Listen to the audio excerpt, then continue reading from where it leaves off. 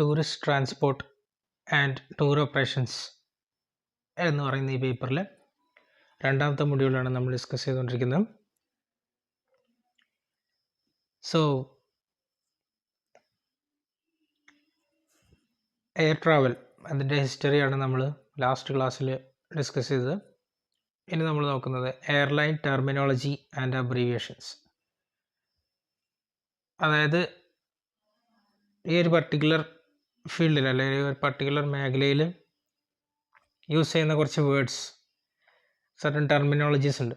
അത്തരത്തിലുള്ള കുറച്ച് വേർഡ്സ് നമ്മൾ പരിചയപ്പെടാം ഇനി വരുന്ന 1-2 ക്ലാസ്സുകളിൽ. ഓക്കെ, ചിലപ്പം ചിലത് നിങ്ങൾക്ക് അറിയുന്നതായിരിക്കും, എന്നാലും നമുക്ക് നോക്കാം. അത് അബോർട്ടഡ് ടേക്ക് ഓഫ് ആണ്. Stopping the aircraft on the runway during take off due to technical issues or the runway becoming blocked. നമുക്കറിയാം, ഫ്ലൈറ്റ് പൊങ്ങുന്നതിനെ നമ്മൾ ടേക്ക് ഓഫ് എന്ന് പറയും. അപ്പോൾ എന്തെങ്കിലും ഒരു ടെക്നിക്കൽ ഇഷ്യൂസ് വരികയാണെങ്കിൽ ആ ടേക്ക് ഓഫ് ക്യാൻസൽ ചെയ്യുന്നതിനെ നമ്മൾ അബോർട്ടഡ് ടേക്ക് ഓഫ് എന്ന് പറയാം. ABP, able bodied person, someone who can help during an evacuation must be given a special briefing. അതായത് ഏതെങ്കിലും രീതിയിലുള്ള ഇവാക്വേഷൻ്റെ സമയത്ത് ഏതെങ്കിലും രീതിയിൽ ഹെൽപ്പ് ചെയ്യാൻ കഴിയുന്ന ആളുകളെയാണ് ഏബിൾ ബോഡീഡ് പേഴ്സൺ എന്ന് പറയുന്നത്.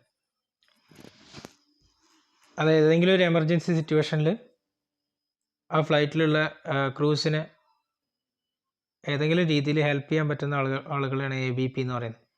ആക്റ്റീവ് റൺവേ, ഒരു എയർപോർട്ടിൽ ഫ്ലൈറ്റ്സ് വരാനും പോകാനും ഏറ്റവും അധികം യൂസ് ചെയ്യുന്ന റൺവേസ് ആണ്, അല്ലെങ്കിൽ എപ്പോഴും യൂസ് ചെയ്യുന്ന റൺവേസ് നമ്മൾ ആക്റ്റീവ് റൺവേ എന്ന് പറയും. Additional crew member or ACM. സാധാരണ ഫ്ലൈറ്റിൽ വർക്ക് ചെയ്യുന്ന ക്രൂ മെമ്പേഴ്സിന് പുറമെ എക്സ്ട്രാ ക്രൂ മെമ്പേഴ്സിനെയാണ് നമ്മൾ അഡീഷണൽ ക്രൂ മെമ്പർ എന്ന് പറയുക. AFT, towards the rear of the aircraft.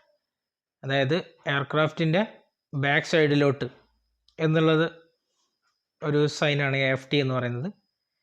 എയ്ലറോൺസ്, movable aircraft control surfaces located near the end of the wing which are used to make an aircraft bank or role.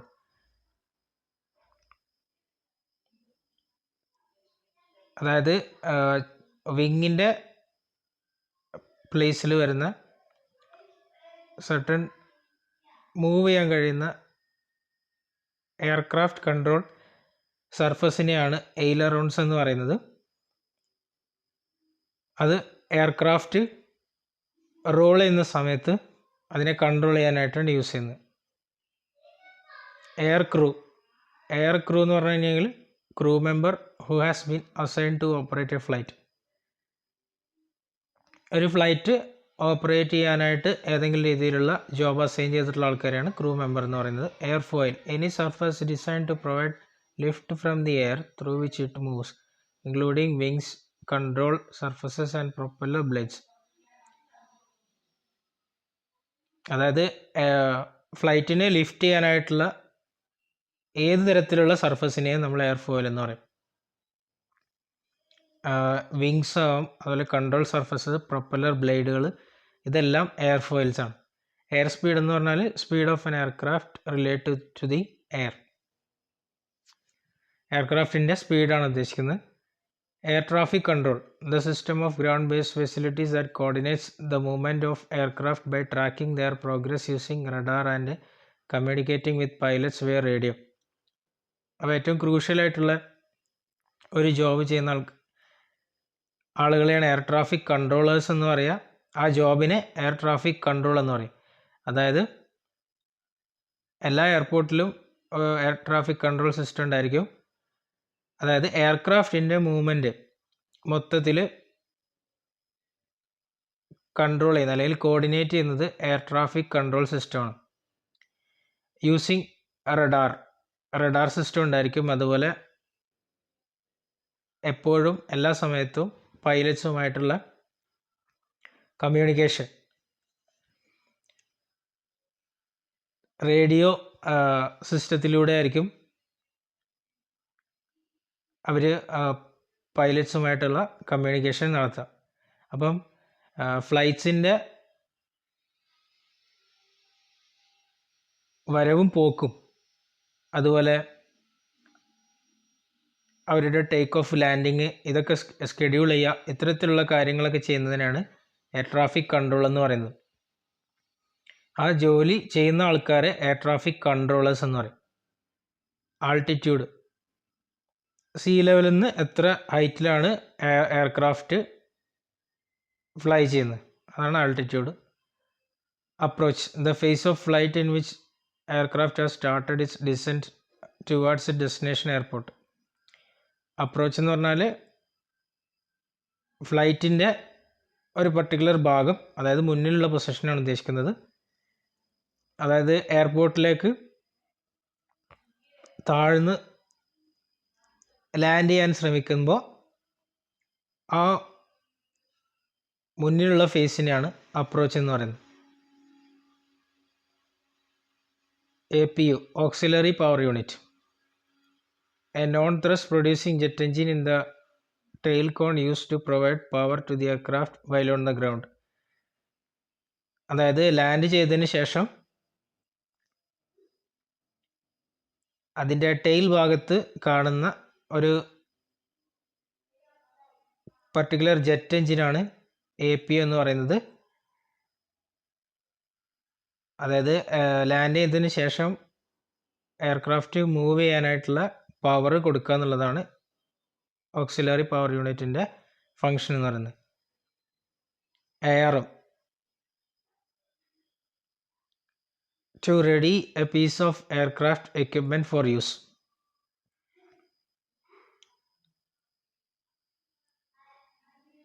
എയർക്രാഫ്റ്റിൽ use ചെയ്യുന്ന എല്ലാത്തരം എക്യുപ്മെൻസിനും ആം എന്ന് പറയും. Assist space, a defined area at which each emergency door allocated for cabin crew to stand in for the purpose of evacuating passengers without causing an obstruction of the exit. അതായത് cabin crew മെമ്പേഴ്സിന് emergency ഡോറിൻ്റെ അടുത്ത് ഒരു particular area അവർക്ക് നിൽക്കാനായിട്ട് ഒരു defined space ഉണ്ടായിരിക്കും. അതാണ് അസിസ്റ്റ് സ്പേസ് എന്ന് പറയുന്നത്. AT എന്ന് പറഞ്ഞാൽ ആക്ച്വൽ ടൈം ഓഫ് അറൈവൽ, എപ്പോഴാണ് അറൈവ് ചെയ്യുന്നത് ആക്ച്വൽ ടൈം ഓഫ് അറൈവൽ എന്ന് പറയും. ATC എന്ന് പറയുന്നത് എയർ ട്രാഫിക് കൺട്രോൾ, അതിൻ്റെ അബ്രിവേഷനാണ്. ATD എന്ന് പറഞ്ഞാൽ ആക്ച്വൽ ടൈം ഓഫ് ഡിപ്പാർച്ചർ, എപ്പോഴാണോ ഡിപ്പാർച്ചർ തിരിച്ചു പോകുന്ന ഫ്ലൈറ്റ്, ATD എന്ന് പറയും. Attitude, the position of an aircraft in relation to the earth horizon, അതായത് എർത്തിൻ്റെ ഹൊറിസോണുമായിട്ട് കമ്പയർ ചെയ്യുമ്പോൾ എയർക്രാഫ്റ്റിൻ്റെ എക്സാക്റ്റ് പൊസിഷൻ, അതാണ് ആറ്റിറ്റ്യൂഡ് എന്ന് പറയുന്നത്. Autopilot, short for automatic pilot, this is a control system that keeps an aircraft on a set course or speed so that the pilot does not have to steer or add power to the aircraft. Autopilots are most often used during the level cruising portion of the flight. അതായത് എയർക്രാഫ്റ്റിൽ പൈലറ്റ്സിന് help ചെയ്യാനായിട്ടുള്ള ഒരു automatic സിസ്റ്റമാണ് auto pilot എന്ന് പറയുന്നത്. Bank, turning of the aircraft, എയർക്രാഫ്റ്റിൻ്റെ ടേൺസിനെയാണ് നമ്മൾ സാധാരണ ബാങ്ക് എന്ന് പറയുക. ബെല്ലി എന്ന് പറഞ്ഞാൽ എയർക്രാഫ്റ്റിൻ്റെ അണ്ടർ സൈഡ്, അതായത് താഴെയുള്ള ഭാഗം, അതിനെ ബെല്ലി എന്ന് പറയും. Bid holder, a flight attendant awarded a line of flying for a particular month, ഒരു പർട്ടിക്കുലർ മന്തിൽ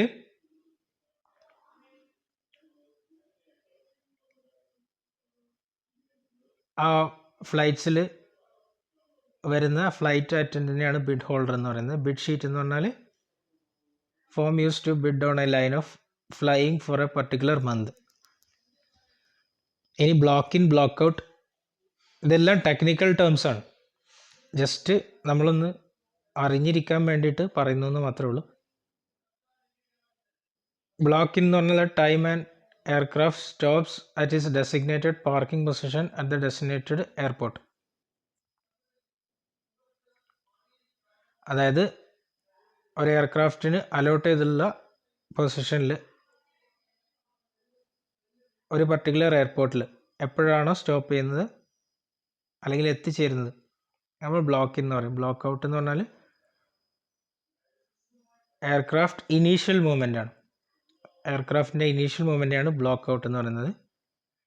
പിന്നെ ബോർഡിങ് എന്ന് പറഞ്ഞാൽ നമുക്കറിയാം, അതായത് എയർപോർട്ടിൻ്റെ ടെർമിനൽ ബിൽഡിംഗ് കടന്നിട്ട് എയർക്രാഫ്റ്റിലേക്ക് എൻ്റർ ചെയ്യുന്നതിന് ബോർഡിങ് എന്ന് പറയും.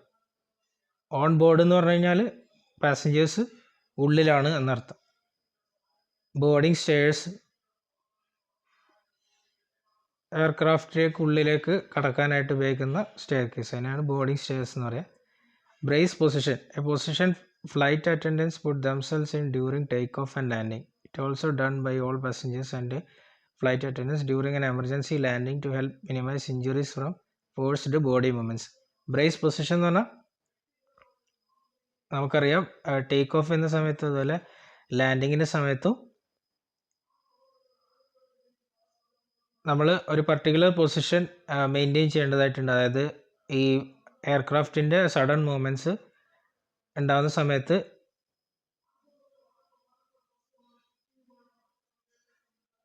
നമ്മുടെ ബോഡി ഒരുപാട് അങ്ങോട്ടും ഇങ്ങോട്ടും മൂവ് ചെയ്യുന്നുള്ളതാണ്. സോ അത് ഒഴിവാക്കാൻ വേണ്ടിയിട്ടാണ് നമ്മൾ ബ്രേസ് പൊസിഷൻ എടുക്കുന്നത്. ബ്രീഫിംഗ് എന്ന് പറഞ്ഞാൽ a short meeting of the crew members at the beginning of the flight prior to passenger boarding to discuss any operational concern for the flight. അതായത് ബ്രീഫിംഗ് എന്ന് പറഞ്ഞു കഴിഞ്ഞാൽ കാര്യങ്ങൾ ചുരുക്കി പറഞ്ഞു കൊടുക്കുക എന്നുള്ളതാണ്. അതായത് ഫ്ലൈറ്റ് പറക്കുന്നതിന് മുമ്പ് ക്രൂ മെമ്പേഴ്സിൻ്റെ ആ ഒരു മീറ്റിങ്ങിനെയാണ് ആ സമയത്ത് ക്യാപ്റ്റൻ അല്ലെങ്കിൽ പൈലറ്റ്സ് അതുപോലെ ക്രൂ മെമ്പേഴ്സ് എല്ലാവരും കൂടി ഫ്ലൈറ്റിൻ്റെ എല്ലാ കാര്യങ്ങളും ബ്രീഫ് ചെയ്യുന്നു, ഡിസ്കസ് ചെയ്യുന്നതാണ് ബ്രീഫിംഗ് എന്ന് പറയുക. Bulk head, A dividing wall or partition in the cabin. അതായത് ക്യാബിനെ അങ്ങോട്ടും ഇങ്ങോട്ടും സെപ്പറേറ്റ് ചെയ്യുന്ന ആ ഒരു വാളിനെയാണ് ബൾക്ക് ഹെഡ് എന്ന് പറയുന്നത്. ക്യാബിൻ എന്ന് പറഞ്ഞാൽ എയർക്രാഫ്റ്റിൻ്റെ ഇൻറ്റീരിയർ ആണ്. പിന്നെ cabin pressurization, air pressure maintained within the aircraft. എയർക്രാഫ്റ്റിൻ്റെ ഉള്ളിൽ മെയിൻറ്റെയിൻ ചെയ്യുന്ന ആ പ്രഷറിനെയാണ് ക്യാബിൻ പ്രഷർ എന്ന് പറയുന്നത്. എന്ന് വെച്ച് കഴിഞ്ഞാൽ നമുക്ക് ബ്രീത്തിങ് എളുപ്പമാക്കാൻ വേണ്ടിയിട്ടാണ്.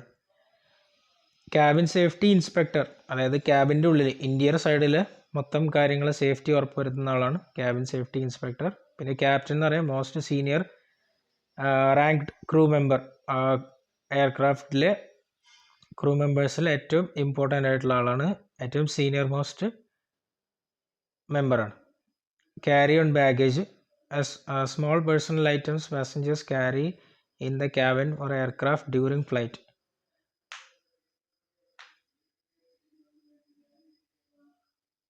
FAA limits 2 bags per passenger, 1 carry-on bag and 1 personal item. അതായത് പാസഞ്ചേഴ്സിന് ക്യാരി ചെയ്യാൻ പറ്റുന്ന സ്മോൾ പേഴ്സണൽ ഐറ്റംസ്, അത് നമുക്ക് നമ്മുടെ ബിലോങ്ങിങ്സ്, അത് എത്രത്തോളം കീപ്പ് ചെയ്യാൻ പറ്റും എന്ന് കാണിക്കുന്നതാണ് ക്യാരി ഓൺ ബാഗേജ് എന്ന് പറയുന്നത്. കാറ്ററിംഗ് എന്ന് പറഞ്ഞാൽ നമുക്കറിയാം, people who provide food and beverages for passengers and crew. പാസഞ്ചേഴ്സിനും അതുപോലെ ക്രൂ മെമ്പേഴ്സിനും ഫുഡ് സെർവ് ചെയ്യുന്ന പരിപാടി. Charter flights, a flight sold and operated through a group or tour agent according to their terms and schedule. അതായത് ഒരു particular group അല്ലെങ്കിൽ ഒരു particular ആവശ്യത്തിന് വേണ്ടിയിട്ട് ഫ്ലൈറ്റ് ഷെഡ്യൂൾ ചെയ്യുന്നതിനെയാണ് ഫ്ലൈറ്റ് ചാർട്ടറിംഗ് എന്ന് പറയുന്നത്. Check flight, a flight on which personnel are tested evaluated regarding job performance and procedure execution. Check flight എന്ന് പറഞ്ഞാൽ അതിലെ വർക്ക് ചെയ്യുന്ന എല്ലാവരും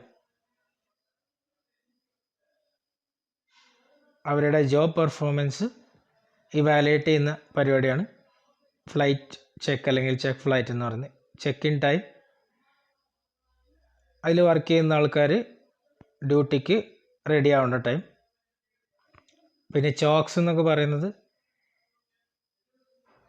wooden, metal or rubber blocks placed in front and behind aircraft or equipment wheels to keep them from rolling.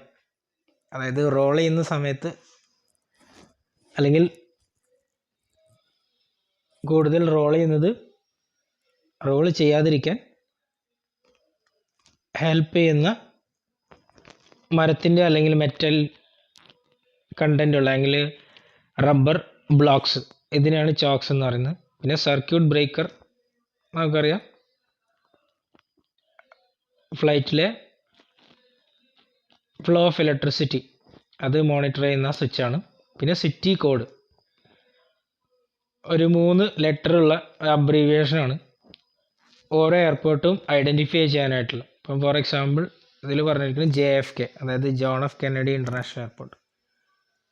അപ്പോൾ അതിൻ്റെ ആ particular എയർപോർട്ടിൻ്റെ name mention ചെയ്യുന്ന അബ്രീവിയേഷനാണ് ഉദ്ദേശിക്കുന്നത്.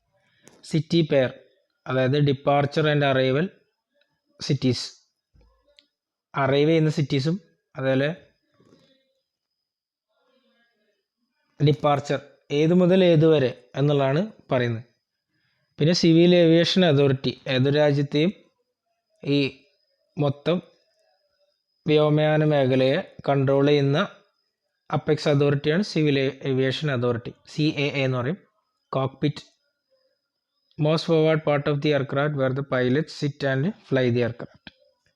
നമുക്ക് എല്ലാവർക്കും അറിയാം, കോക്പിറ്റ് എന്ന് പറഞ്ഞിട്ടുണ്ടെങ്കിൽ ഏറ്റവും മുന്നിലുള്ള ഭാഗം, എയർക്രാഫ്റ്റിൻ്റെ പൈലറ്റ് ഇരിക്കുന്ന ഭാഗം, അതുപോലെ അവർ ഈ എയർക്രാഫ്റ്റ് കൺട്രോൾ ചെയ്യുന്ന ഭാഗം, ഏറ്റവും മുന്നിലുള്ള ആ ഒരു പൊസിഷനെയാണ് കോക്പിറ്റ് എന്ന് പറയുന്നത്. കോക്പിറ്റ് വോയിസ് റെക്കോർഡർ, ആ കോക്പിറ്റിൽ നടക്കുന്ന അല്ലെങ്കിൽ അവിടെ ജനറേറ്റ് ചെയ്യുന്ന എല്ലാത്തരം സൗണ്ട്സും റെക്കോർഡ് ചെയ്യാനായിട്ട് ഹെൽപ്പ് ചെയ്യുന്ന ഒരു ഇൻസ്ട്രുമെൻ്റാണ് കോക്പിറ്റ് വോയിസ് റെക്കോർഡർ എന്ന് പറയുന്നത്. Comail, company mail being transported by company aircraft. Comat എന്ന് പറഞ്ഞാൽ കമ്പനി മെറ്റീരിയൽ. കോമെയിൽ എന്ന് പറഞ്ഞിട്ടുണ്ടെങ്കിൽ അത് ഏത് എയർക്രാഫ്റ്റിൻ്റെ കമ്പനിയും ട്രാൻസ്പോർട്ട് ചെയ്യപ്പെടുന്ന മെയിൽസിനാണ് കോമെയിൽ എന്ന് പറയുന്നത്, അല്ലെങ്കിൽ സന്ദേശങ്ങൾ. കോമാറ്റ് എന്ന് പറഞ്ഞാൽ കമ്പനി മെറ്റീരിയൽ എന്നാണ് ഉദ്ദേശിക്കുന്നത്. ഓക്കെ, അപ്പോൾ ഇത്തരം കുറച്ച് ടെർമിനോളജീസാണ് നമ്മൾ ഇവിടെ ഡിസ്കസ് ചെയ്തത്. ചിലത് നമുക്ക് ഫെമിലിയറാണ്, ചിലത് ഒട്ടും ഫെമിലിയർ അല്ല. ഇനി കുറച്ച് ടേംസ് കൂടി ഉണ്ട്, അത് നമുക്ക് നെക്സ്റ്റ് വീഡിയോയിൽ ഡിസ്കസ് ചെയ്യാം. So that's it for today. Thank you.